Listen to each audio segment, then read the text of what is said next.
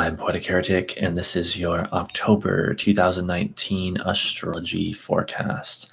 I will be looking at what I consider to be the most important astrological activity in the month of October for you, Leo, and giving you my interpretation of it.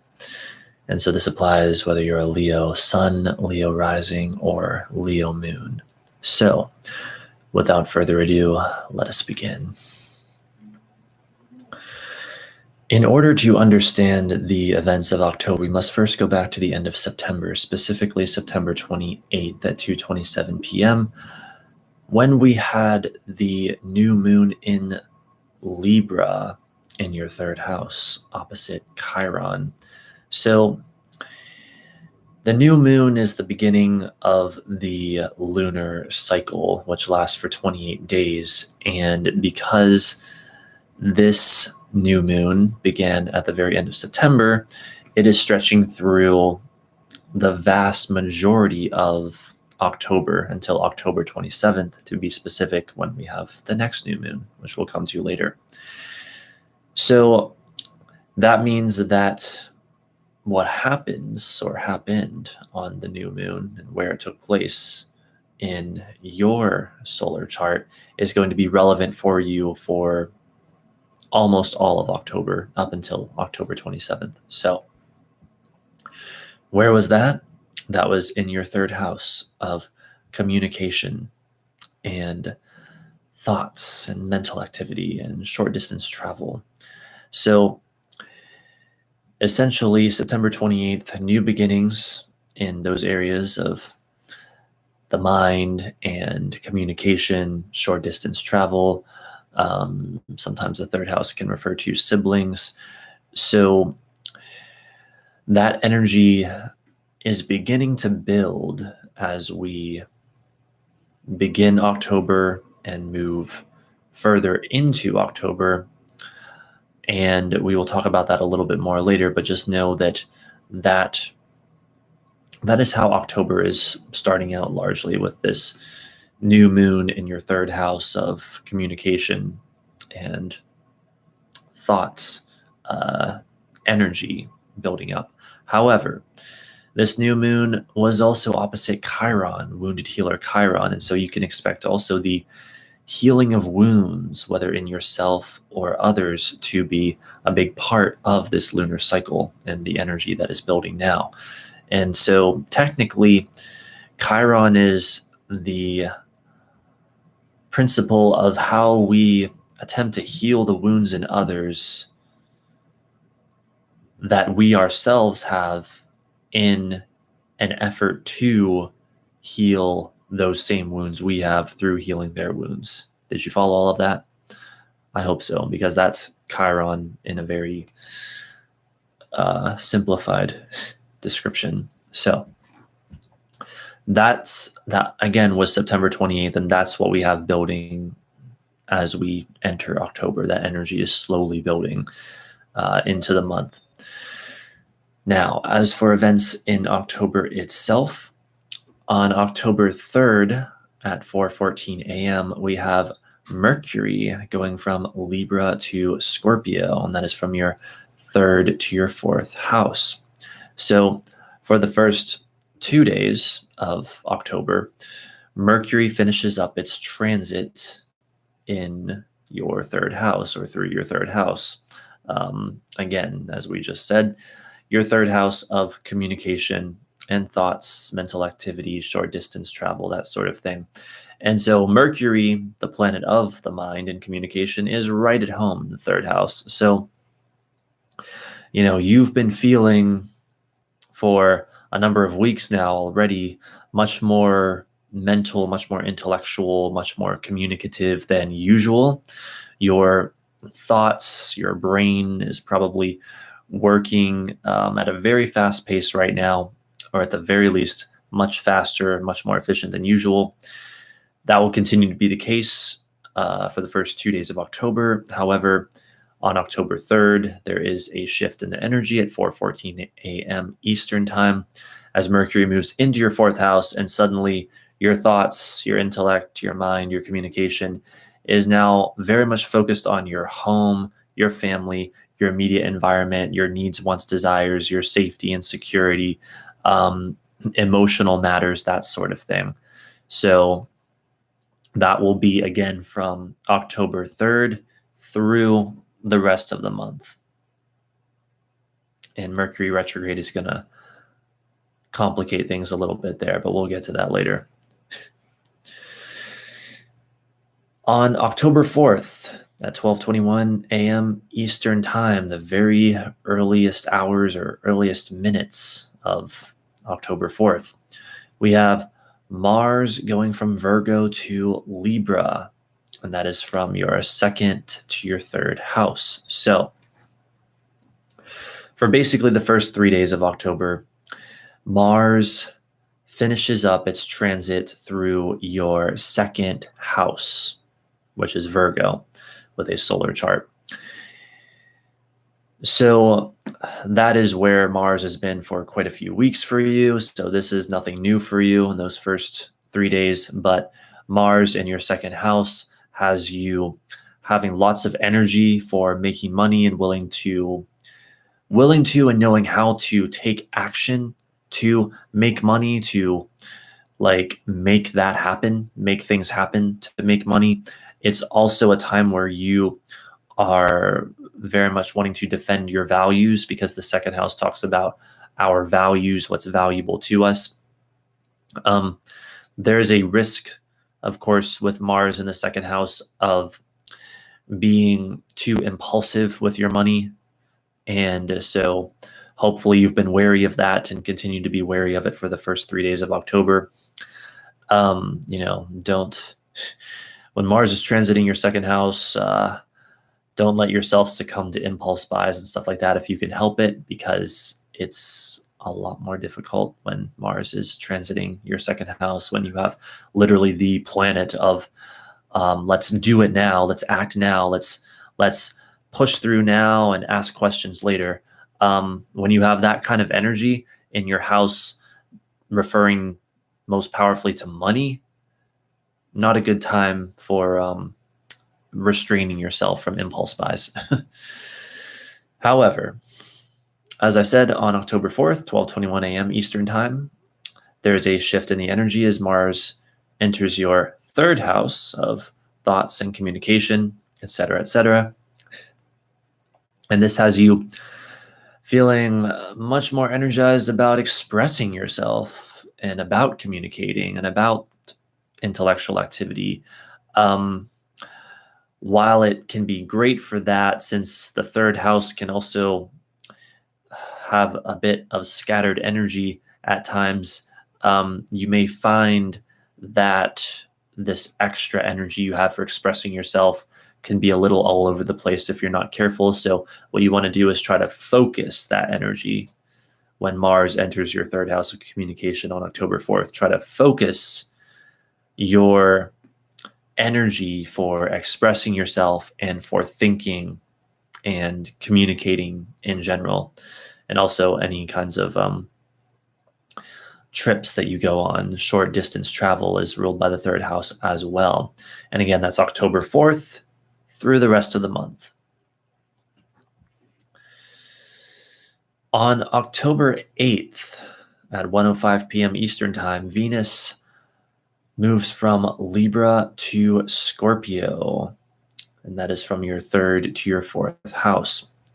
So for the first 7.5 days of October, Venus will continue transiting your third house, where you are and have been feeling much more friendly. Like Venus in the third house, Venus is friendliness in general, and the third house is all about communication. So yes, Venus is all about friendliness in the third house, and being very likable, companionable, if that's a word, wanting to be very sociable and get along with others and stuff like that. And there may even be an intellectual edge to that, since the third house also talks about the mind and mental activity. Maybe a fascination with ideas or the exchange of ideas, since Venus is what we like and what we enjoy, enjoying the communication and exchange of ideas. But then on October 8th, as I mentioned, at 1:05 p.m., there's a shift in the energy as Venus transitions into your fourth house of home and family and immediate environment. And now, all of a sudden, with Venus in your fourth house, you're feeling much more concerned with your home and beautifying your home, and much more nostalgic, and emotional matters may become more important to you. And any kind of like love or romance is something that you feel much more sensitive towards now, and you value loyalty even more than usual now. And again, it's all focused, or so much of it is focused on your home. And so, like, if there are things about your home or immediate environment that are not pleasing to you, especially in an aesthetic sense, you may find yourself at this time wanting to improve those, again, beautifying them. Venus is all about beauty, making those things aesthetically pleasing around your home. Like, not necessarily repairing things, that's more of like kind of a Mars thing, but making them beautiful, making them pleasing to you, essentially. And again, that's October 8th, 1:05 p.m. Eastern Time for the rest of the month. Venus in your fourth house. All right. Now, on October 11th, Mercury enters its retrograde shadow in Scorpio, and that is in your fourth house. So I guess I'll stop here for just a moment and say you may be noticing a pattern, and indeed there is one this month. There is for every sign of many planets going from one house to another, because we have them sort of clustering together a little more than usual right now. For you, Leo, it's mostly from your third to your fourth house, lots of activity in those areas. And indeed, this continues with the Mercury entering its retrograde shadow in your fourth house. So real quick, what does Mercury entering its retrograde shadow mean? Well, Mercury retrograde is like a pendulum. So Mercury goes in the sky. Imagine my finger is Mercury. It's going along in the sky here, traveling on the sky. And then it enters its shadow, but it's still direct. And then it goes retrograde, goes backwards, appears to go backwards, and then it goes direct again in its shadow again, and then it's just off as usual. So it's at that point of the pendulum swing where it's about to begin the pendulum swing. It's at that point that it enters its retrograde shadow. And what happens at this time is it begins to feel like Mercury is already retrograde. Now, some people think that Mercury retrograde is a disaster where everything goes wrong. Other people think it's not much to worry about at all. I tend to take a middle of the road approach. My general feeling on it is, while it's not the end of the world, you should still do the best you can to honor it. Don't begin new things if possible during a Mercury retrograde. Be very careful with communication and the exchange of information during a Mercury retrograde, because communication mishaps and such things can happen. Be very careful with technological devices, because those can break down. But at the same time, I would also say a little care and concern goes a very long way. And if you have to begin something during a Mercury retrograde, then so be it. Just be extra, extra careful is what I would advise. And again, as I said, that's taking place in your fourth house. So when a planet goes retrograde, the signal of it gets amplified, essentially, or you could think of it that way. So Mercury in your fourth house is all about your mind focusing on your home, your family, your immediate environment, your safety and security, your emotional needs, that sort of thing. Expect that mental activity around those subjects to just intensify as Mercury enters its shadow and especially as it then goes retrograde at the end of the month, which we will get to later.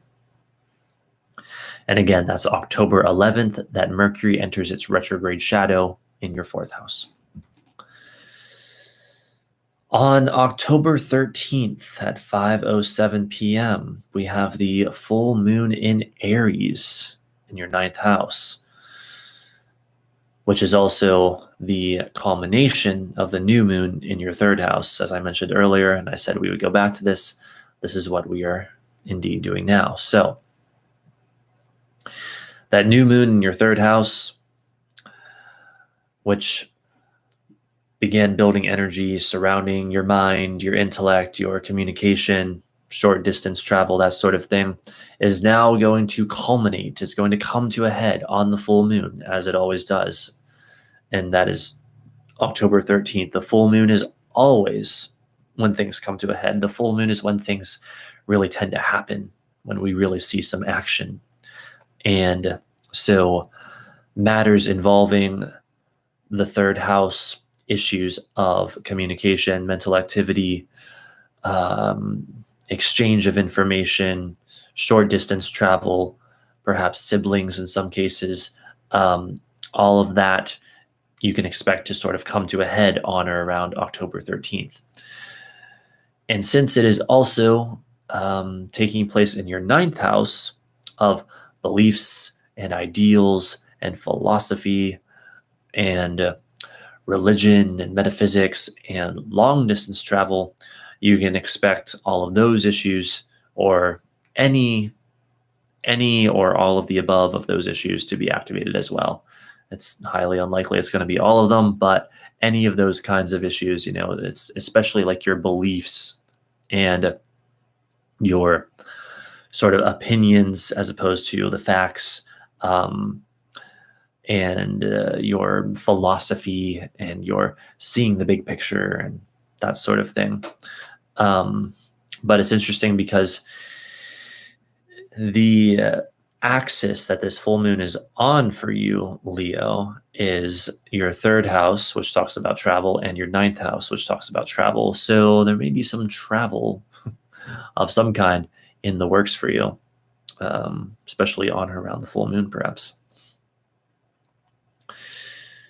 And also, just keep in mind, again, with that new moon being opposite Chiron, something may come to head in terms of the healing of wounds.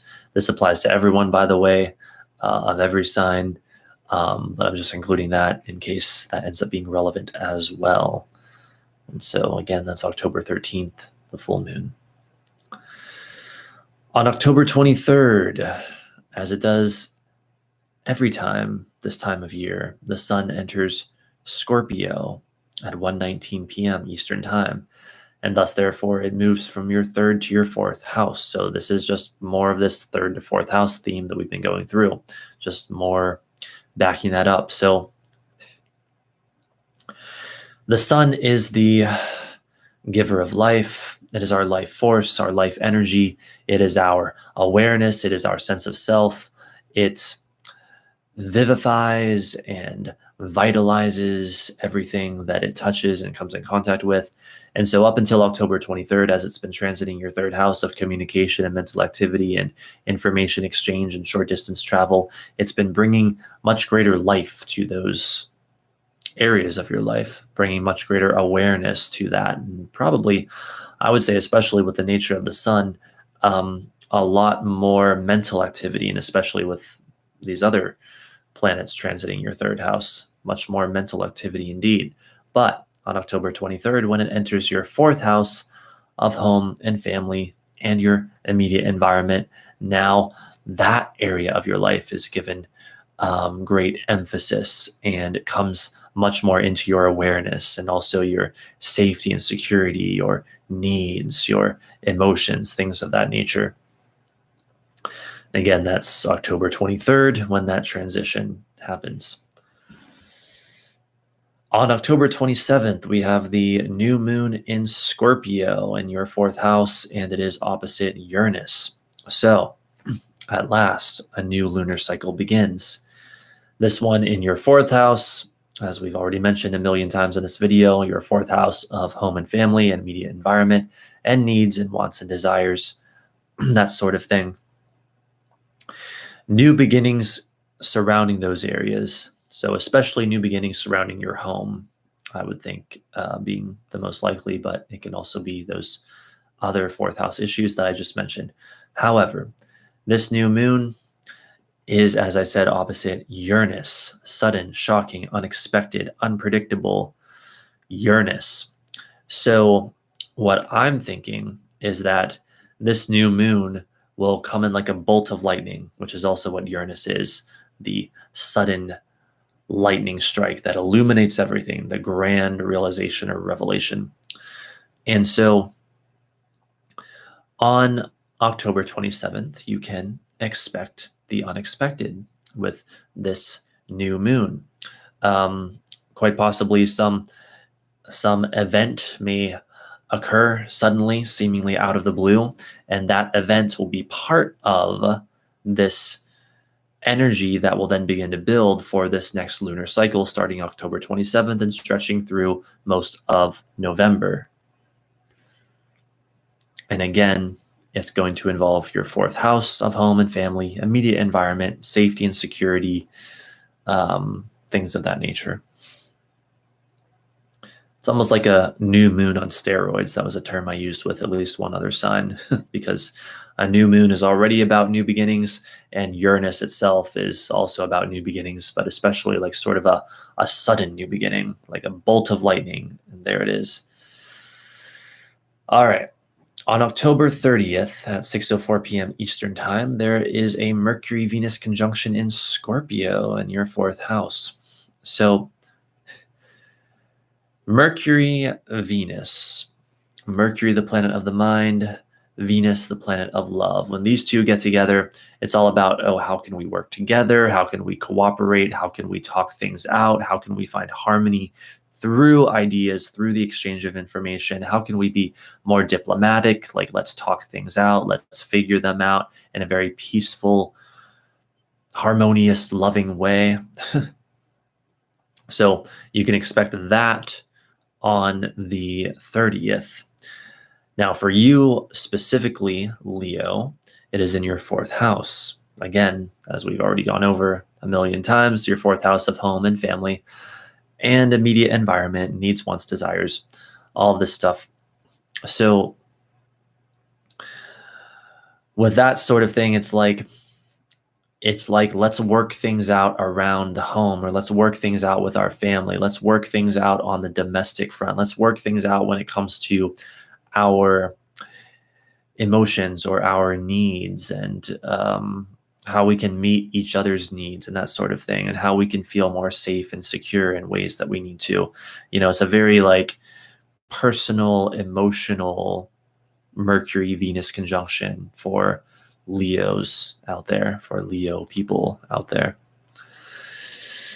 So the final piece of information I have for you for October is simply that on October 31st, Halloween day at 11:41 a.m., Mercury stations retrograde in your fourth house, yet again, your fourth house.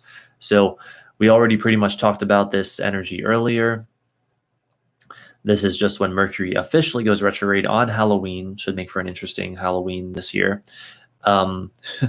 Mercury is sort of turning the tables on us. Maybe that'll make it seem like a more otherworldly Halloween or something. I'm not sure about that, but regardless, what I am sure of is that we're going to really start to feel the Mercury retrograde around that time. And again, for you, it's in your fourth house. And so all of those fourth house matters of like the domestic front, your home, your family, all of that will be emphasized significantly at this time, especially in a mental sense. Your mind will be all about them. Your communication will be all about them. And Mercury is going to be in an extended stay in your fourth house because, quote unquote, normally when it's not going retrograde, it would just go right on into your next house. Before you know it, Mercury tends to move very fast in the sky. But when it's going retrograde like this, it's going to be in your fourth house for longer than usual. And we'll talk about that more when we get to November. So that's about it, Leo. I hope you enjoyed. I hope you have a magnificent October 2019. And if you did enjoy and you're not already subscribed, feel free to subscribe because I plan on being back very soon with more astrology and tarot related videos and astrology and tarot forecasts that I do hope that you will also enjoy. So thanks again for watching. Have an awesome October again, and I'll see you next time. Bye for now.